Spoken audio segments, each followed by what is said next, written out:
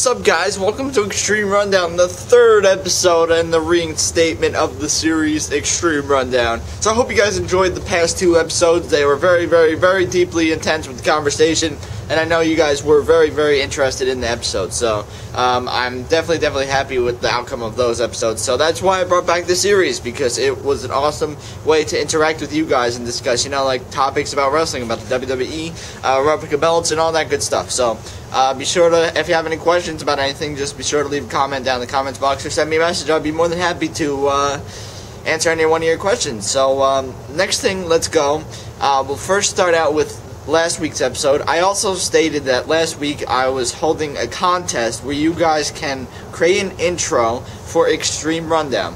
This is going to be like a fan-made intro pretty much type of thing. So you guys create the intro for X-Treme Rundown. And the contest rules are basically just create a 15 to 20 second maximum intro. So it could be less than 15 to 20 seconds, but 15 to 20 seconds is like the main area. But maybe less would be better if you guys are making like something like highly edited, something fast-paced and something. Maybe it could be like 10 seconds or something like that. So if you guys have any questions about the contest, also send me a message. I'll be more than happy to answer that.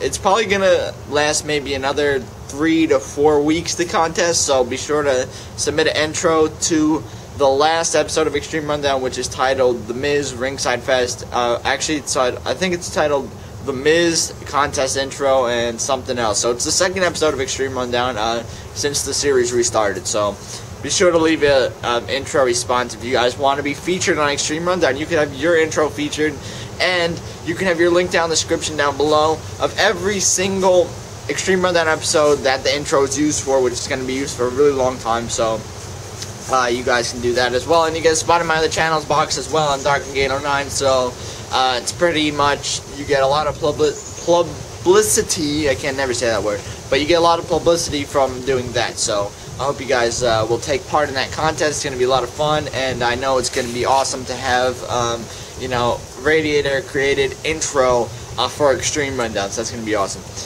Next thing I wanted to talk about was the John Cena, Wade Barrett storyline. Here we have something that we've never seen before. Actually, it involves pretty much the Nexus, and one of the best staples we have seen in a very long time in WWE, pretty much. So with that, we're gonna see Wade Barrett versus Randy Orton for the WWE title at Survivor Series, with John Cena as a special guest referee, and of course John Cena is part of the Nexus. However, one thing I would like to see John Cena do in the Nexus, instead of coming out to his intro all the time, instead of wearing his purple shirt, his purple hat, that stuff, why can't he wear the Nexus gear? Why can't he wear the Nexus shirt instead of just that little armband on his arm? Why can't he just wear the Nexus shirt? That would be nice to see, something like that, because he's a part of the Nexus. Why is he wearing his purple shirt with his purple hat and no Nexus gear except for the little armband? That's what I want to know. So that's why it doesn't really feel like John Cena is actually a part of the Nexus at all, really, right now, except for him when Wade Barrett's there, like he's taking orders from Wade Barrett. That's about it. That's the only reason we see that John Cena is part of the Nexus. That's why I think that he should be wearing the Nexus gear rather than his own gear, because that was a big moment when he became part of the Nexus, and it was a real shocker that we would actually see something like that. And I was really excited to see something like that. But then, when he's wearing comes out to his purple, with his purple gear and stuff like that, his own shirts and stuff, it doesn't really feel like he's actually a part of the Nexus. When they come out as a group, he's the only one that comes out with his own gear. He does not come out with a Nexus shirt. Everybody else has a Nexus shirt on but him. This is why it doesn't feel like, to me, that he's a part of the Nexus. What do you guys think about this question? Be sure to leave a comment down in the comments box down below if you guys, what you guys think about this issue. I believe it's definitely wrong to have him, stand out of the group, because maybe, well, if Orton wins at Survivor Series, then John Cena's probably fired. But we're not going to see that happen. So Wade Barrett's probably going to win. and then The Miz is probably going to come and cash in on, actually Cena's probably going to talk to The Miz or something like that, and then we're going to see The Miz cash in on Wade Barrett after he wins, and then the Nexus, and then Cena's free from the Nexus, and then Wade Barrett is, I don't know, feuds with Cena or something, maybe. We'll see something like that. But who knows? That's what I predict. The Miz is going to cash in at on Orton. Actually, not on Orton, on Wade Barrett. When Wade Barrett wins the title, since then we have Cena will be free from the Nexus because he raised Wade Barrett's hand to win the title, and then Miz comes in, cashes in, and wins the title, which is what I see happening at Survivor Series. Next thing we have, really I wanted to talk about, was Kane versus Edge. We're most likely going to see a return of The Undertaker at Survivor Series because of the fact that this is the 20th, I believe. Ignore me if I'm wrong, but I think it's the 20th anniversary of The Undertaker's debut or whatever. I think it's the 20th and 21st or something like that.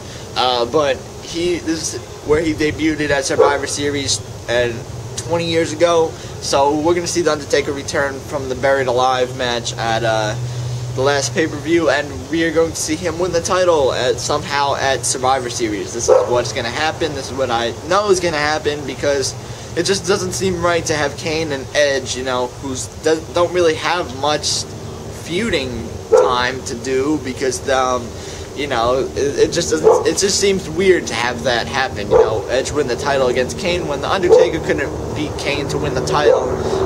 Like, you know, he had like 3-4 attempts, so. There's a helicopter that's going by now. Channel 7, Eyewitness News, New York. Air traffic. A lot of air traffic here. But yeah, I really don't see Edge winning the title. The Undertaker's definitely going to win the title at Survivor Series, and we're going to see The Undertaker as the new World Heavyweight Champion at Survivor Series. That is my prediction, and that's what I know what's going to happen. And, you know, the John Cena, Randy Orton, and Wade Barrett storyline, definitely The Miz is going to come and cash in because this is how they're going to get Cena free from the Nexus. But it seems a little too fast for it to happen. He's only been in the Nexus for like maybe less than a month or a little over a month. So this, I really don't like to see that he's leaving the Nexus already. If they actually decide to go this route with the storyline. But definitely if they go that way with the storyline, Wade Barrett's going to win the WWE title. And Miz is going to come and cash in. I really honestly don't see Wade Barrett getting a reign as the WWE Champion. But then again, I could be wrong. They could have Wade Barrett go with the reign of the WWE Championship. And then they're going to have Cena and Wade Barrett feud for the title or maybe something of that nature. But I highly doubt that would happen. So I hope you guys enjoyed this episode. Remember to create an intro for X-Treme Rundown and submit it as a video response. And if you guys enjoy the episode, please do that. And catch you guys later.